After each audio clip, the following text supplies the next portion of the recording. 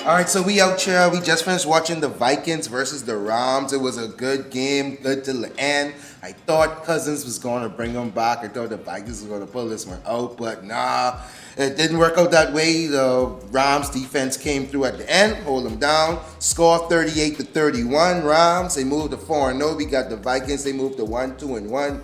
We got Spooty out here with me. So again, I'm your host, Snuffy Dog. We got Spooty on the sideline, my resident statistician, my resident NFL man. Spooty, please give me a recap on that game. What's good, folks? What's going on? I thought it was a good game. I was really impressed with Cooper Kupp. I mean, it's not really too much bad thing. It's not anything bad you can say about him in the game. 2 touchdowns, 160-something yards, 9 catches.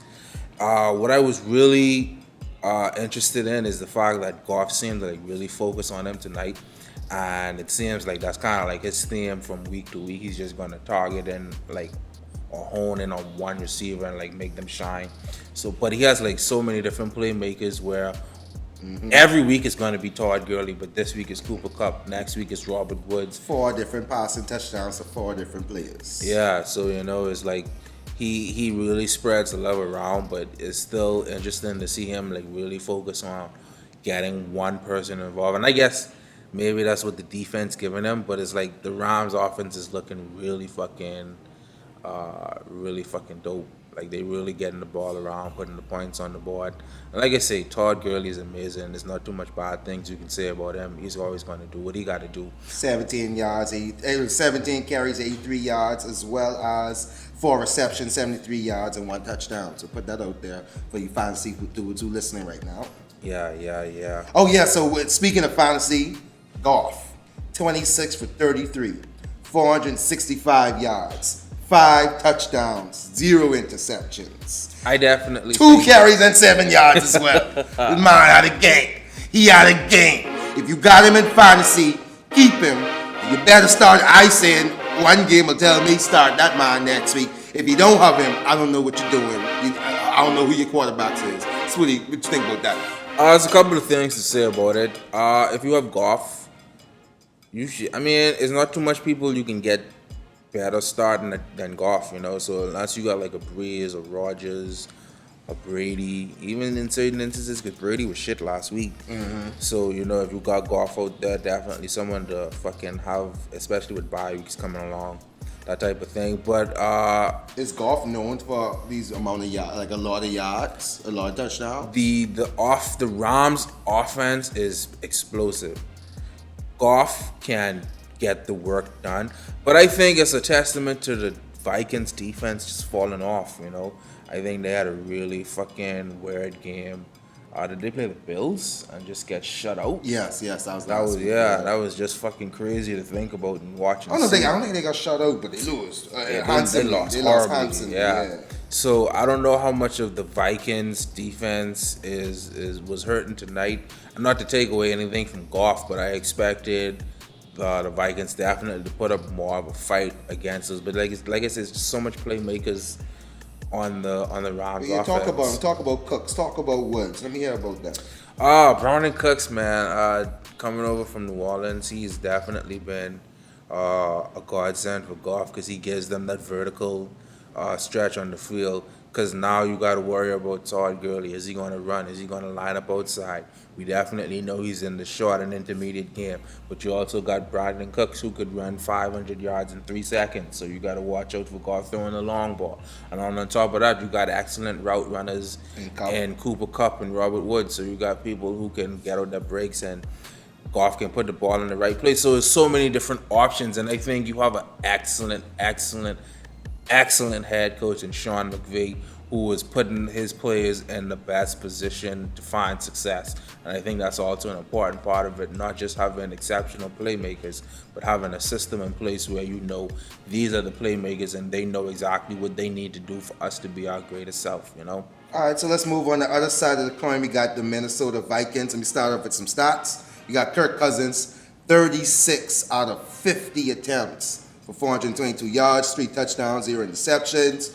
We got Kirk Cousins for 4 carries, 28 yards. We got Cook for 10 carries, 20 yards. We got Murray for 2 carries, 2 yards. We got Thielen, what's his name? Thielen? Adam Thielen, 8 receptions, 135 yards, 1 touchdown. I got him in fantasy, so appreciate you, Thielen. He'll be looking real good in my fantasy league. So let me hear about some of them players. Give me a breakdown on some of them, what you saw from them tonight, what you was encouraged about, and what you didn't like. Honestly, I think I was the Vikings offense is pretty much up to par. They're good for 27, 37 points every week. It's just that they rely so heavily on their defense And the pass game.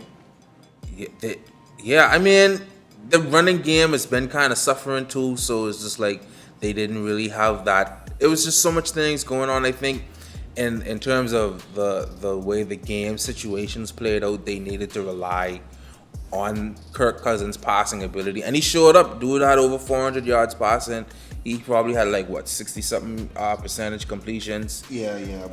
He had 3 touchdowns. So it's not that he wasn't moving the ball around. No interceptions.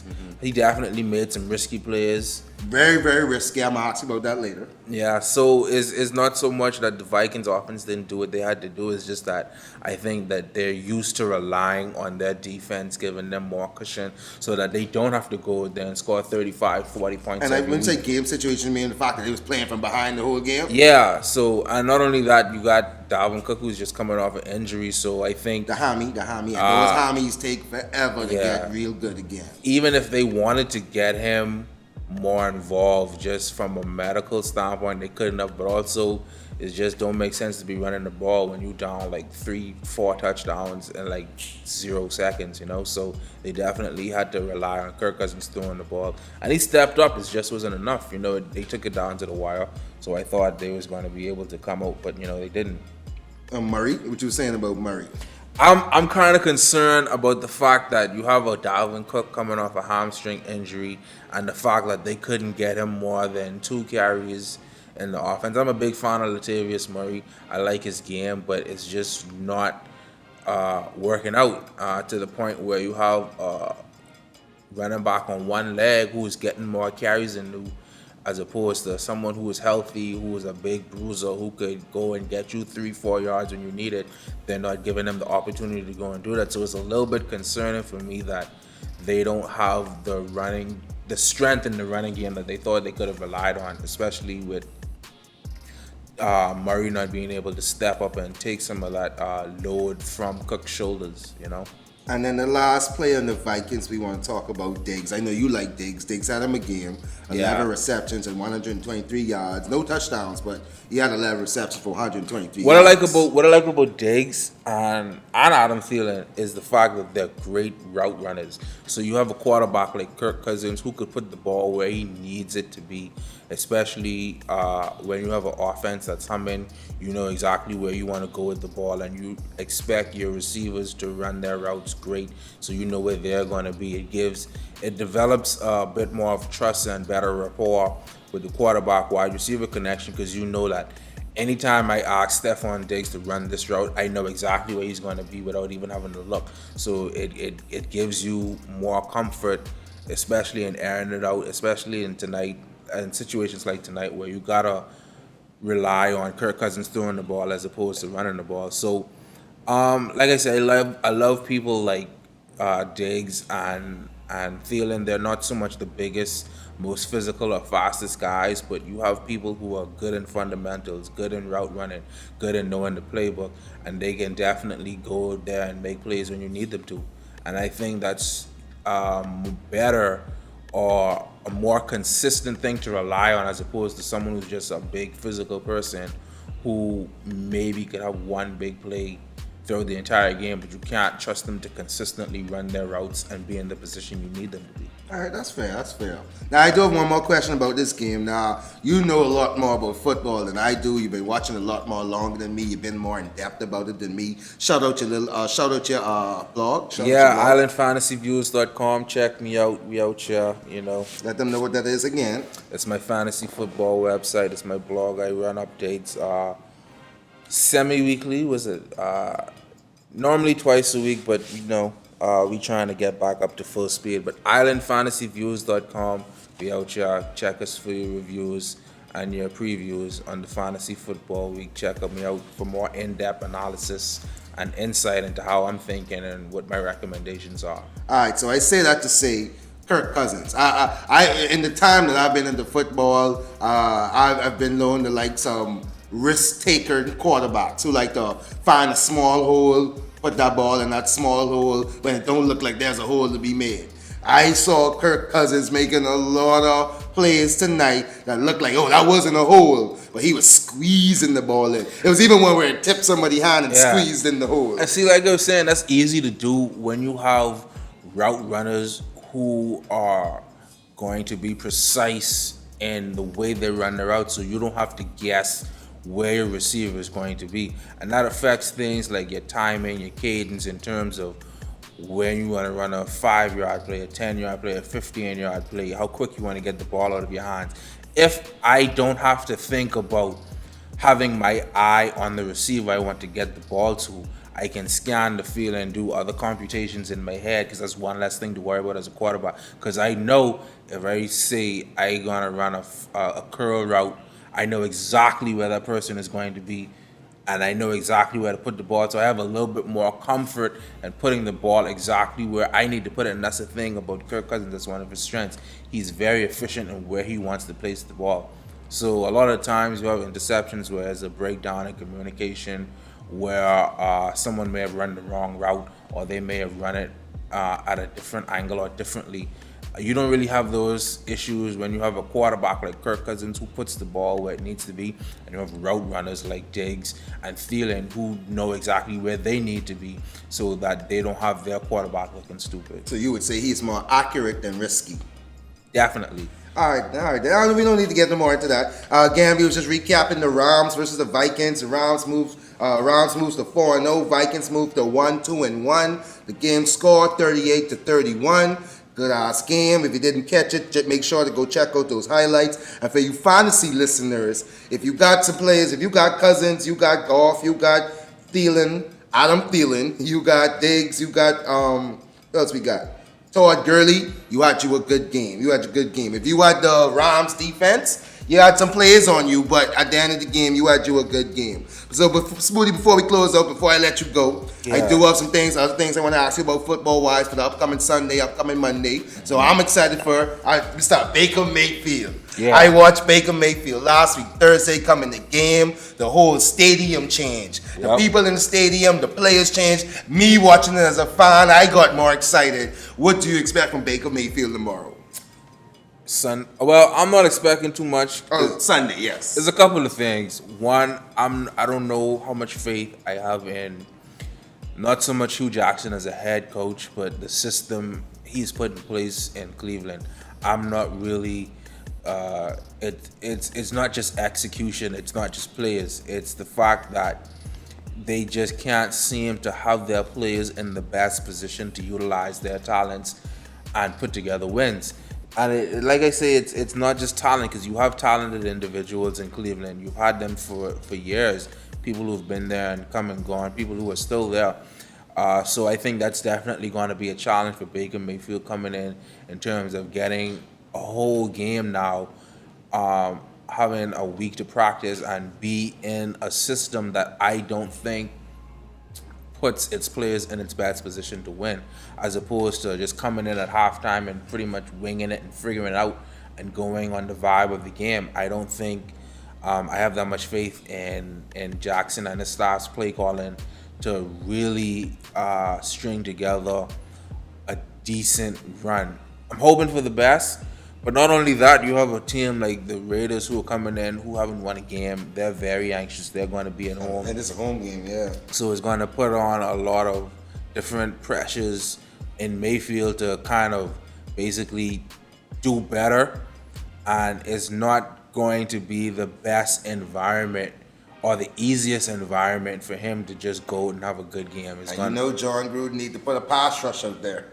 Gruden got to put a pass rush out there. So I need to see Baker. From the Raiders' point of view, I need to see Baker Mayfield sack at least 3 times. But I hope I never see that. I don't think they got it.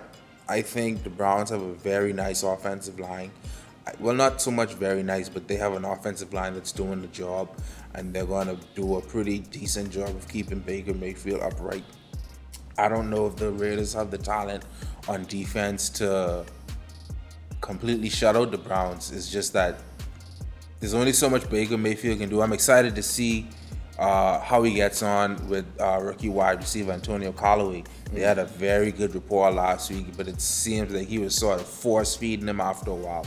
I don't know if that was because, like, hey, I just get thrown in the game and I'm most comfortable with you. because you're making it work, and hopefully with a week practice and As the first walkthroughs team, and that yeah. type of thing, he can be more even with how he distributes the ball. But I'm interested in getting Callaway on the field and seeing what he could do. I've heard a lot of good things. They've talked him up a lot, especially after they released Josh Gordon. They're very confident that he is the one who is going to be able to handle the workload between him and Jarvis Landry. I think they'll feature him more just for that reason. Definitely. They've made it a point to talk about him more in interviews. And you could see it on the field. Baker Mayfield definitely has some sort of rapport with him. I think they're going to build on it. I think he's a talented receiver. I don't know. It's just a feeling I have where I just don't think. I think they could win. I don't know. I don't know. But if you had to make a call today, let's make this call today on the podcast. Browns or Raiders? Raiders. All right, then. I think Derek Carr is getting Jordy Nelson in the mix. He had a great week last week, so he's definitely getting him more involved. I think the offense is coming along a bit better now that the offensive line is getting a bit more time to gel. They have a bad offensive line, and I think that's really given Carr some issues. I think, but now that they've had a couple of weeks to get together and play together, their Lynch is going to be better. I think Carr is going to be a bit better to get Jordy Nelson involved.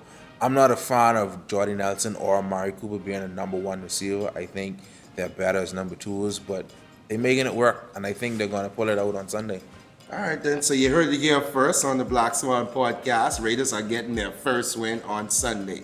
All right, moving on. So before we let you go, we got one more question. I need you to give us an outlook on what's coming up this weekend on Sunday and Monday. I need to know your top two games to look out for. So the people who maybe don't watch football that much, or they feel like getting into some football, or the people who do love some football and they want to know which game Spooty says is the game to watch. Give me two games. Give me why, but two games to watch on Sunday. I think one of the games that I'm definitely going to be tuned into, I don't know how much fans they have, particularly in our side of the world demographic, but Cincinnati, Atlanta, I'm very excited to see how they air it out. I like high scoring game. I like another rookie wide receiver, Calvin Ridley. He had like 3 touchdowns or something last week, so it's interesting to see Matt Ryan get him more involved. Andy Dalton gets a lot of flack. He's an extremely mediocre quarterback. He's middle of the pack in a lot of his stats career-wise and for the season, but he's been having a pretty good season. He had 4 interceptions last week. I mean, okay, quarterbacks have interceptions. I guess bad game. You know, and the Panthers defense is something to talk about. Yeah, but I think he's going to have a easier time in Atlanta. I don't think Cincinnati wins, but I definitely think they have the offensive firepower to put some points up on the board against Atlanta. And Atlanta's defense isn't necessarily the best or the stingiest, so they're going to give Cincinnati some opportunities to put some points on the board. So if you're looking for some offensive names to also an offensive game, there's definitely some names to look out in that one. Like I say, Andy Dalton, I love what he's doing with AJ Green this year. He's definitely getting Tyler Eifert. Yeah, Eifert back into the game a little bit. I'm interested to see if Gio Bernard gets any more involved in the rushing game. I want to see what they do with that rushing game, because there might be an opportunity to pick up a waiver wire sometime in this week or next week, depending on how it all plays out. And then, Atlanta, obviously you got Julio Jones. Like I said, Calvin Ridley, I'm excited to see what he does this week. Austin Hooper's a tight end. I think Matt Ryan is going to get involved in the mix. Devonta Freeman should be back. Shout out to Devonta Freeman owners. I have him in one of my leagues. Even if he's not back, he should be back by next week, so he's not lost for the season. But, Tevin Coleman has been doing pretty good in this place. So I'm pretty excited to see offensively, how that game plays out. I think that should be a lot of points on the board. All right, Lord. Two of them teams coming off losses last week, so it'll be Yeah. exciting. It'll be a fight to see who's going to win that one. And what's your second game? Just to be clear, you said you got the Falcons winning that one. Yeah. All right, you got the Falcons winning that one. So what's the next game you got for us on the weekend? I think Miami, New England is going to be an interesting game. Yes, that's always a good game. Yeah, Miami always plays New England 1 o'clock. hard. So both of these games are 1 o'clock. 1 o'clock games. So make sure to catch them right after church. Go home and catch these games. Yeah, Tom Brady had a horrible week last week. I think he's going to come up with a vengeance. I think he always likes to use the Dolphins as a punching bag. But Ryan Tannehill has been having an interesting season. He definitely had a breakout week last week. I'm loving what they're doing in terms of getting their offense, in terms of getting different receivers in the mix. I thought they were going to take a hit losing Ajayi and Landry. Well, Ajayi from last year, but definitely Landry. I thought I didn't know who Tannehill was going to get involved in the mix. They lost a tight end too, so now they got rookie Mike Gesicki, I think is how you pronounce his name. Is a name I'm interested in. Hopefully they could get him more involved. But I think the Dolphins are definitely going to put up some points on the Pats. It's going to be an interesting game to watch. Another game, sneaky game that I'm interested in is the 8 o'clock game with the Steelers and the Ravens. I think extremely low key that Ravens offense has been interesting to watch. Joe Flacco, he's been not as bad as I thought he was. As bad as he's been reception-wise in the past few years. Yeah, he got a couple of receivers out there doing some work. Alex Collins has been having a nice couple of games. They even got Javorius Allen back in there, getting some running. I like Willie Snead. He didn't do too good last week, but he had a game, I think the week before that, where he was pretty good. So it's surprising to see Joe Flacco have him so involved in the offense. And Steelers just come off their first win. Yeah. A lucky win. I don't say a lucky win, but they had to fight to the end to get that win. I didn't even think they were going to get it, honestly.